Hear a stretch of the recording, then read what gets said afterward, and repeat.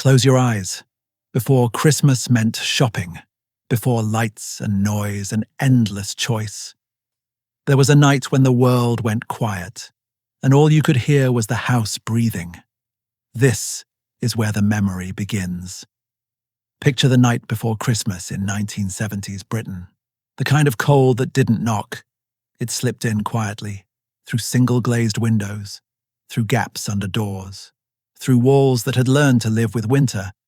Upstairs, bedrooms were already freezing. You could see your breath if you waited long enough.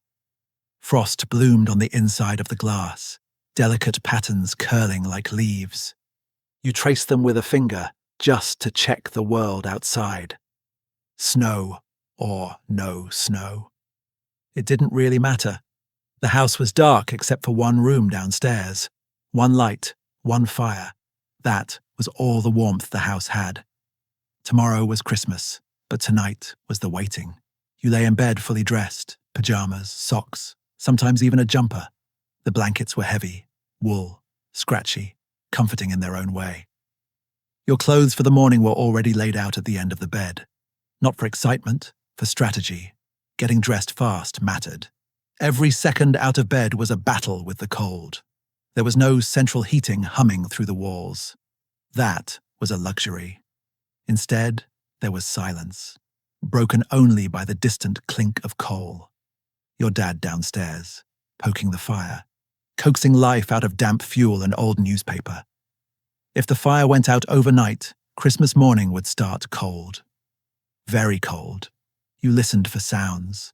Footsteps on the stairs, the crackle of the fire settling, the low murmur of the television being switched off. Adults thought you were asleep. You weren't. You never were on Christmas Eve. Upstairs, you knew your parents were still awake, not talking much, just being there. Your mum in the kitchen, checking things that were already checked. Turkey, vegetables, a list that lived only in her head. Your dad by the fire, quiet now, tired in a good way, the kind of tired that comes from holding everything together for a day. They moved softly, as if the house itself was sleeping, as if noise might undo the night.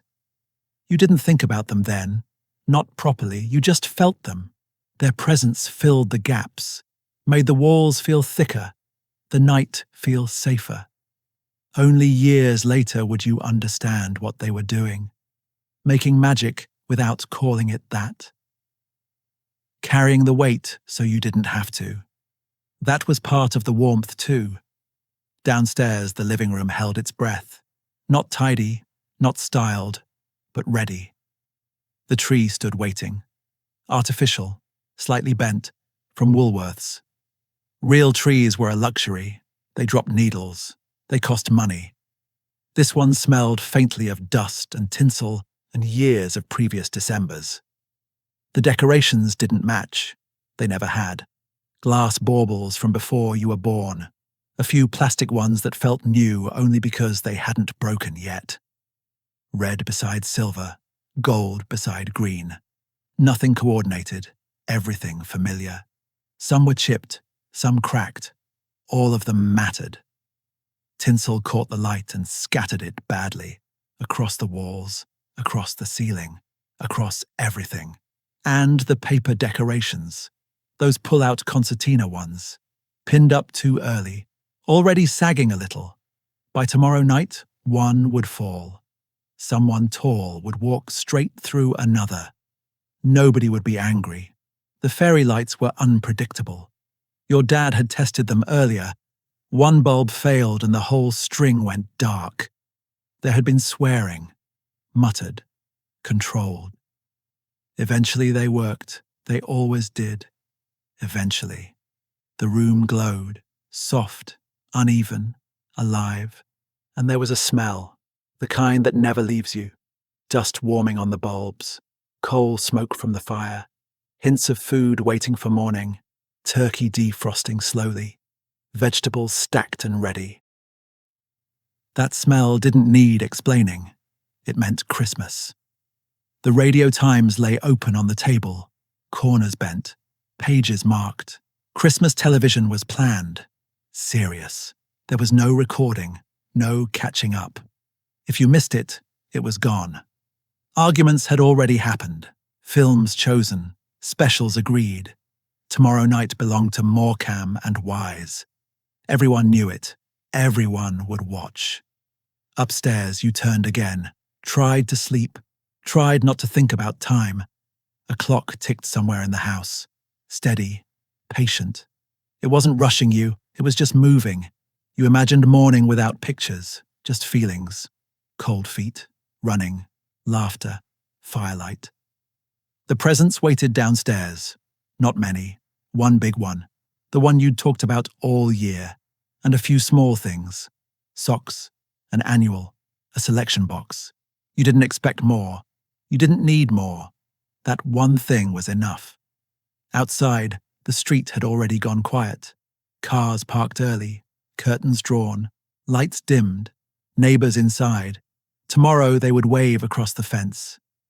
Merry Christmas. That was enough. Somewhere nearby, bottles clinked. The milkman still worked this night. Extra pints, because tea would be poured. Over and over again. You pulled the blankets tighter, the cold pressed closer. But underneath it was something steady. Anticipation, not frantic, not loud. Just there. Tomorrow would be movement, noise, voices. This night belonged to stillness. The house settled. Floors cooled. The fire softened. Everyone was waiting. Alone. Together. Years later, this night would return to you unexpectedly. Not as a story, as a feeling. The cold, the quiet, the waiting. It would surface when life felt too loud, too crowded, too fast.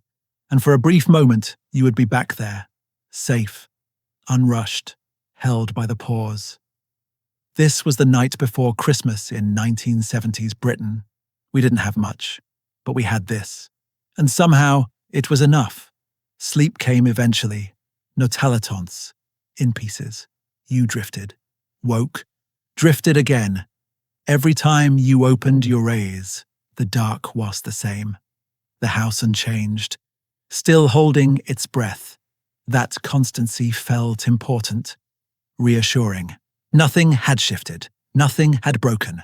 Nothing had started without you. Outside, frost thickened on the sidewalks. Cars grew whiter. The world slowed without asking permission. Inside, heat lingered low to the ground. Enough. Just enough. Someone checked the door, quietly, locked, not out of fear, out of habit. That gesture meant safety. The same gesture every year. Somewhere in the night, the fire was nudged. Coal adjusted. Promise extended. Time passed without pressure. There were no notifications, nor reminders, no countdowns.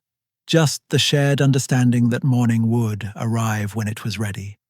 And when you finally slept, it was with the certainty that nothing bad was coming. That belief was rare, temporary, and powerful. That was their old tradition. More than the tree, more than the presents, more than the schedule. For on a night, the world waited with you. That is the part people carry forward. Even when the houses change, even when the cities grow, even when the quiet gets rarer, that night remains. Untouched. Years would pass. Houses would change. Streetlights would multiply. Televisions would grow thinner. Worlds would speed up. But this night would not shrink. It would stay the same size inside you. Whenever life felt crowded, whenever choice felt heavy, whenever noise pressed too close, your body would remember this exact temperatura, this exact silence, this exact weight, not because the past was better, but because it was contained. One house, one fire, one waiting night, and for a few hours, nothing else existed. That was enough then. It still is.